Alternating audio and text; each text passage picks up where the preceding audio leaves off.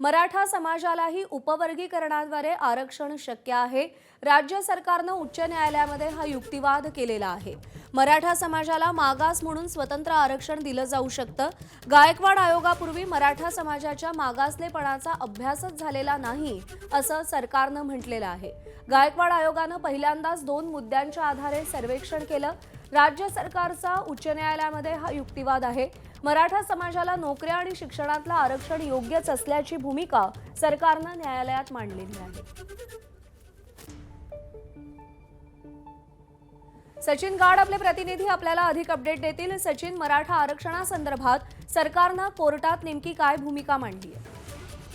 प्रज्ञा, आपण बघतोय की मराठा समाजाला देण्यात आलेलं आरक्षण आणि त्या विरोधातील याचिका यांची सगळ्यांची सविस्तर सुनावणी ही मुंबई उच्च न्यायालयात सध्या सुरू आहे। आणि काल झालेल्या सुनावणीत उपवर्गीकरणाच्या माध्यमातून मराठा समाजाला आरक्षण दिलं जाऊ शकतं आणि ते आरक्षण हे सर्वोच्च न्यायालयाने देखील मान्य केलेलं आहे, असं मोठं वक्तव्य हे राज्य सरकारच्या वतीने काल उच्च न्यायालयात करण्यात आलं। तसंच राज्य सरकारने हे देखील स्पष्ट केलेलं आहे की MG गायकवाड यांच्या अध्यक्षतेखाली राज्य मागासवर्ग आयोगाच्या आधी कोणीच मराठा समाज मागास आहे की नाही हे अद्याप याचा अभ्यासच केलेला नव्हता। यात ज्या त्रुटी आढळल्या होत्या त्या पुढील आयोगांनी त्यावर देखील तोडगा काढलेला आहे। आणि आपण बघतोय की जे आरक्षण राज्य सरकारने मराठा समाजाला शैक्षणिक असेल किंवा मग नोकरीमध्ये असेल त्याची पाठराखण केल्याचं आपल्याला दिसून येत आहे। प्रज्ञा, सचिन, धन्यवाद दिलेल्या माहितीसाठी।